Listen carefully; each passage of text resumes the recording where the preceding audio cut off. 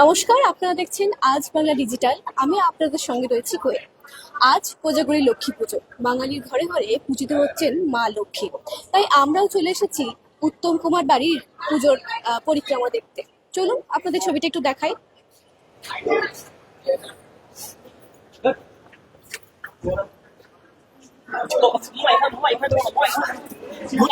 কোয়েল মল্লিক কিন্তু ইতিমধ্যে উপস্থিত হয়েছেন আমাদের এই লক্ষ্মী পুজোর।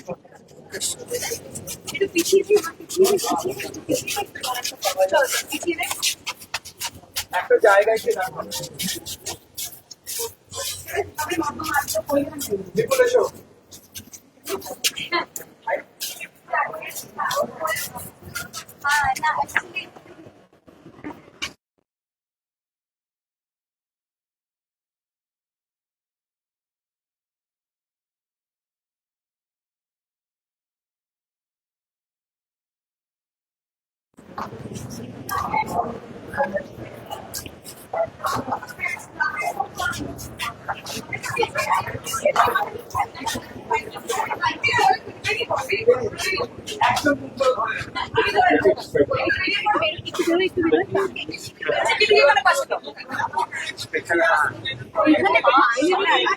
একটু বাইরের দিকে যাবো।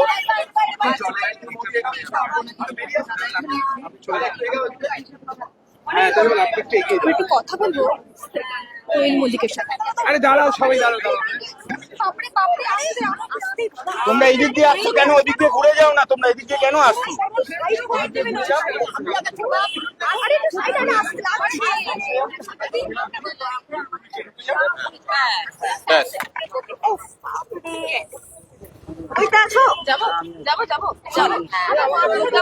দুর্গাপুজো মিটতে না মিটতেই আবার লক্ষ্মী পুজো। তো আজকে আমরা দেখছি যে এই এখানে যে এসেছেন সেটা হচ্ছে উত্তম কুমারের বাড়ির লক্ষ্মী পুজো। একদম তাই। আমার এটা নিয়ে আমার মনে হয় তৃতীয়বার আমি এসেছি। একদম প্রথমবার সেটা 50 বছর, এবারে তো 75 ইয়ার্স হলো।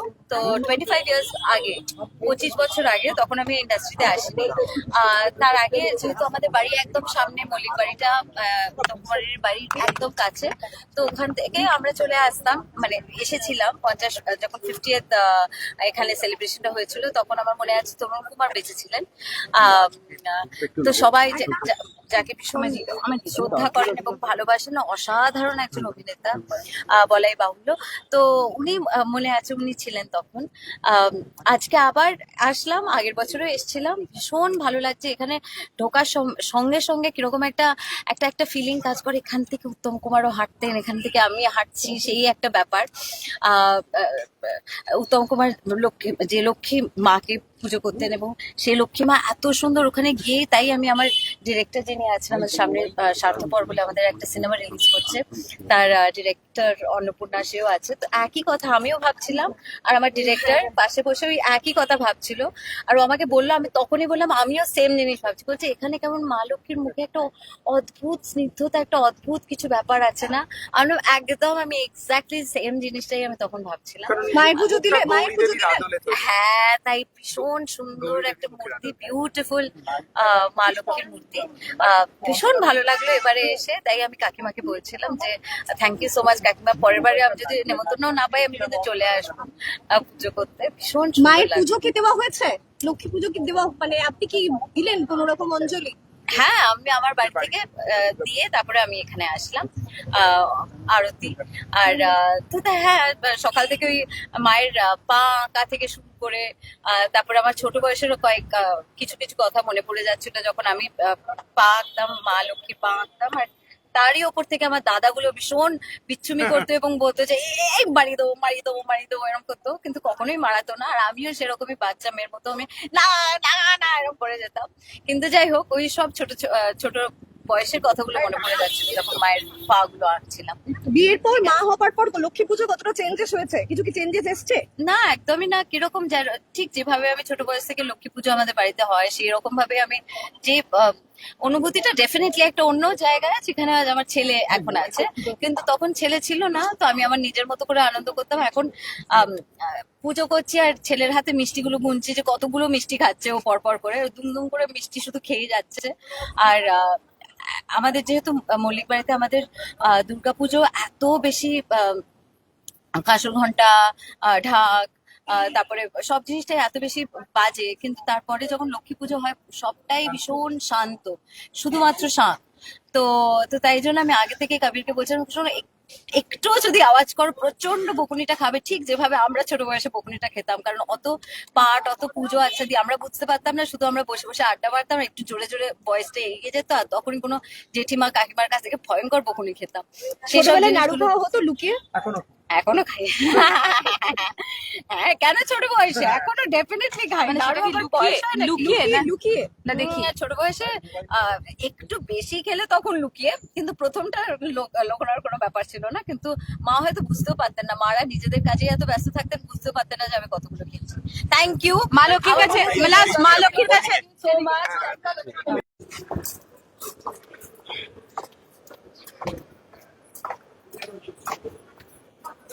ভেতরে ছবিটা একটু দেখানোর চেষ্টা করবো।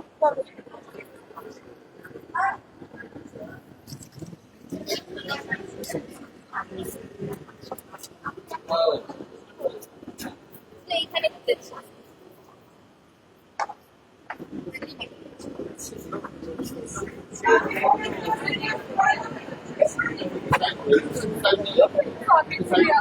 অনেক ক্ষুদ্র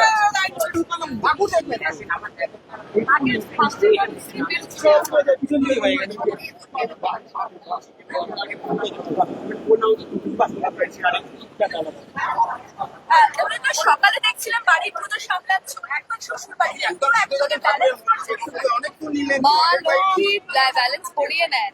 আর আমার মনে হয় ছোটবেলা থেকেই আমি বলছিলাম যে সকালেও যে মা লক্ষ্মী মানে এই লক্ষ্মী পুজো আমি এতটাই ভালোবাসি যে নিজেও শুরু করেছি এবং বিয়েও হয়েছে আমার একটা বাড়িতে, যেখানে খুব বড় করে লক্ষ্মী পুজো হয়। লক্ষ্মী পুজো অনেক বাড়িতেই হয়, যে এত জমজমাট আয়োজন খুব কম বাড়িতে হয়। তাই আমি মনে হয় আমি অ্যাট্রাক্ট করেছি মা লক্ষ্মীকে যে আমার কাছে এসো, আমি সব রকম পুজো করবো। দুটো বাড়ি সামাল একবারে আমরা তো করলাম তো। হ্যাঁ, সকালে গঙ্গা স্নানের পরে এমনিতে উপসী থাকি। তারপরে বিকেল বেলায় পুজো। ব্যাস। দেবলীনা কি কি আচরণ পালন করবে সকাল? গঙ্গায় গেলাম, জল আনলাম, ঘট বসালাম, ব্যাস, বরণডালা সাজালাম। আর রান্না বান্না? না, এখানে সিনিয়ররা রান্না বান্না করে। এইবারে পুজোটা তোমার কাছে কতটা আলাদা? প্রত্যেকবারই আমরা এই প্রশ্নই করি, কিন্তু প্রত্যেকবারই একটা আলাদা উত্তর থাকে। মানে এই বছরটা কতটা আলাদা? না, আলাদা বলে কিছু নয়। আলাদা তো যেহেতু এটা 75 বছর পুজো হচ্ছে, সেটা আমি কয়েকদিন আগে রিয়েলাইজ করলাম। তো অবভিয়াসলি সেটা খুব ভালো একটা রিয়েলাইজেশন যে এত বছর ধরে আমরা সবাই মিলে, পুরো পরিবার মিলে একটা পুজো করতে পেরেছি, এবং সেভাবেই করতে পেরেছি যে আপনারা এখনো এত আনন্দ নিয়ে সবাই মিলে এভাবে হামলে পড়ে আসছেন। তো অবভিয়াসলি মানুষ সেটা দেখতে চায় বলেই, তো সেইটা যে আমরা করতে পেরেছি তাতে সত্যি খুব ভালো লাগছে। দেবলীনার কাছে সবচেয়ে বড় ট্যাক্স হচ্ছে দু জায়গায় টাইম ম্যানেজমেন্ট। না না, এটা সব থেকে বড় ব্লেসিং, ট্যাক্সিং তো একদমই নয়। এটা সব থেকে বড় আশীর্বাদ। কটা মেয়ে পারে যে দুটো জায়গায় এত বড় করে মা লক্ষ্মীর পুজো করতে? মা লক্ষ্মী অত্যন্ত সহায় আমার, সেই জন্য আমি দুটো বাড়ির পুজো করতে পারি। লক্ষ্মীমন্ত কি বলবো, লক্ষ্মীমন্ত তো খুবই, মানে সেটা আলাদা করে তো সামনে তো মানে বলার কিছু নেই।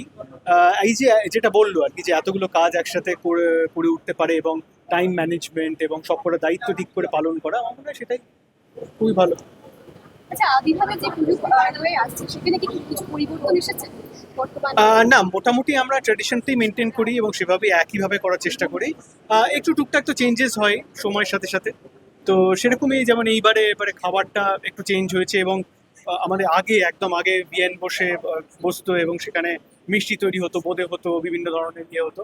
সেটা আবার ও শুরু করেছে এই বছর থেকে, ও ডিসিশন নিয়ে এবছরে আবার মিষ্টি বাড়িতে হচ্ছে। ভোগে কি কি থাকে? ভোগে যা থাকে প্রতি বছর তাই থাকে। সাধারণত বাড়িতে যা হয়, লুচি, খিচুড়ি, পায়েস, তরকারি যা থাকে। কিন্তু যেহেতু একদমই ভোগের ঘরে ঢুকি না, স্পেসিফিক নামগুলো বলতে পারবো না। যখন খাই তখন মনে পড়ে আচ্ছা এবার এটা ছিল। Thank you.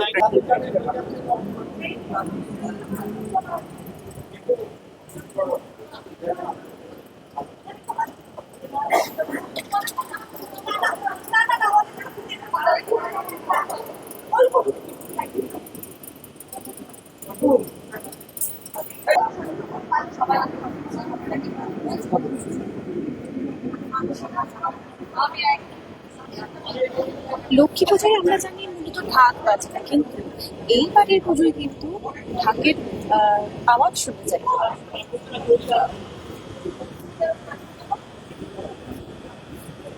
আমরা দেখতে পাচ্ছি ভীষণই ব্যস্ত গৌরব দা এবং সঙ্গে রয়েছেন দেবযানী। দুজনে কিন্তু ভীষণ ব্যস্ত, সকাল থেকে তাদের অনেক